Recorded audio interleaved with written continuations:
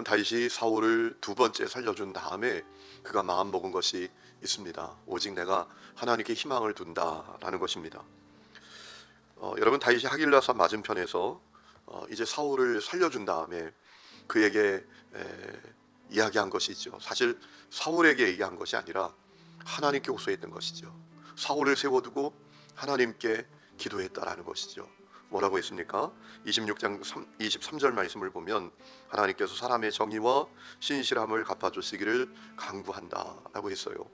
또 24절에 보면 자기가 사울의 생명을 살려준 것처럼 하나님께서 모든 환난에서 자기를 구해주시기를 원한다라고 간구를 했습니다.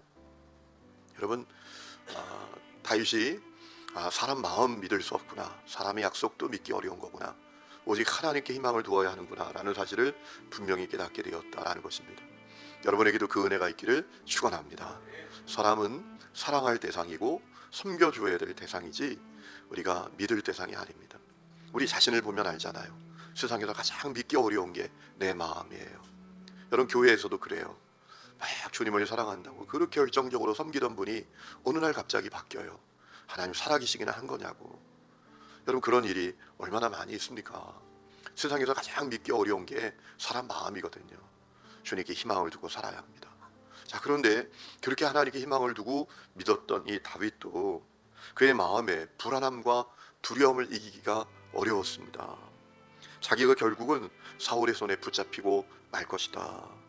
그래서 방법을 찾습니다. 어떤 방법을 찾습니까? 블레셋으로 망명하는 것입니다.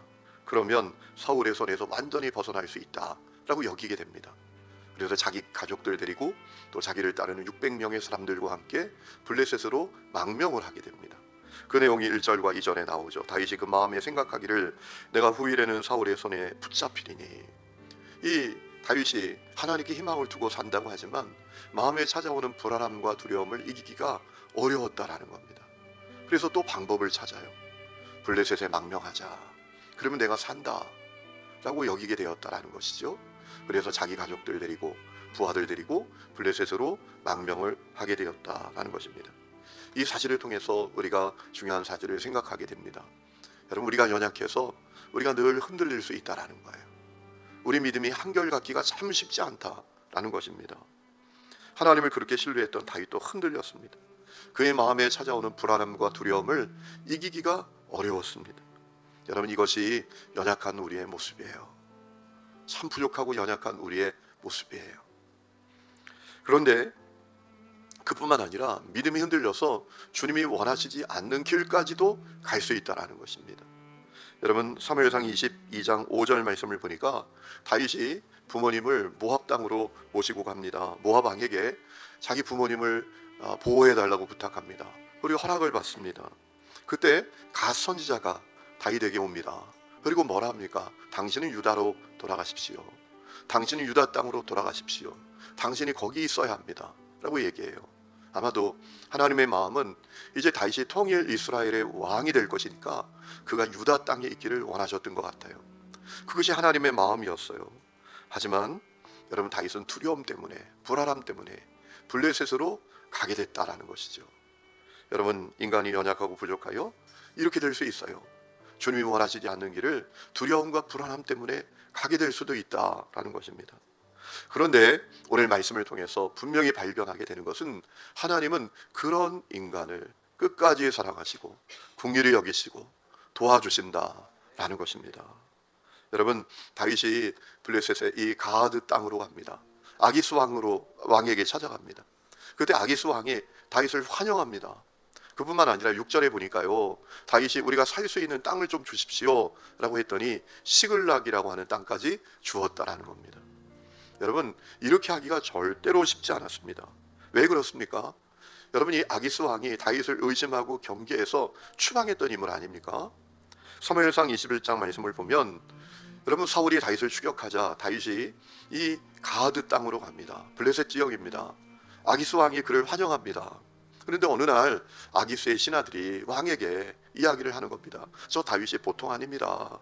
저 다윗이 어떤 인물인지 아십니까? 여인들이 노래하기를 사울이 죽인 자는 천천히지만 다윗이 죽인 자는 만만이라고 합니다. 저가 여기 있으면 위험합니다. 반드시 우리를 어렵게 하는 인물이 될 것입니다. 이렇게 얘기를 하니까 이 아기스가 다윗을 경계합니다. 여러분, 사람이 눈치가 빤하잖아요. 이 다윗도 사울에게 쫓기면서 얼마나 참 어려움을 겪으면서 민감했겠습니까?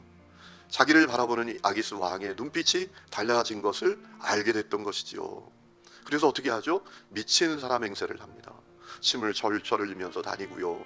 또 이 뭐라 그럴까요? 그 문에 자기 몸을 막 비비면서 미친 채를 하고요. 그러니까 어떻게 하죠? 아기스가 저 미친놈 쫓아보내라. 그래서 추방하지 않았습니까? 그런데 여러분, 그 아기스 왕이 다윗을 환영합니다. 그리고 살 땅까지 줍니다. 여러분, 어떻게 이런 일이 일어났을까요? 주님이 하신 일입니다. 주님이 아기스에게 그 마음을 주신 거예요. 그리고 다윗이 거기서 또 주변에 있는 민족들과 전쟁을 하러 다니는데 번번이 승리하게 하신다라는 것입니다. 여러분, 이 사실을 통해서 중요한 사실을 깨닫게 됩니다. 인간은 두려움과 불안함과 연약함으로 하나님을 의심하고 실수하고 잘못된 길로 가지만 하나님은 그 인간을 끝까지 사랑하신다라는 것입니다. 한없는 은혜를 베풀어 주신다라는 거예요. 사실 그것이 사람을 변화시키시고 훈련하시는 주님의 방법이에요. 여러분, 주님은 우리를 그저 책망하고 징계하기로만 우리를 훈련하고 변화시키지 아니하십니다. 끝까지 사랑해 주시는 것, 끝까지 믿어 주시는 것, 끝까지 도와주시는 것, 그것이 우리를 향한 주님의 마음이다라는 것입니다. 그러므로 때때로 우리도 불안함과 두려움 때문에 하나님을 의심할 수도 있어요. 또 주님이 원하시지 않는 길까지 갈 수도 있어요. 그때 여러분, 절대로 낙심하면 안 됩니다. 믿음을 저버리면 안 됩니다. 그래도 주님은 나를 사랑하십니다. 한없는 은혜를 베풀어 주십니다. 이 사실을 기억할 때 끝까지 승리하는 믿음의 길을 걸어갈 수 있는 것입니다.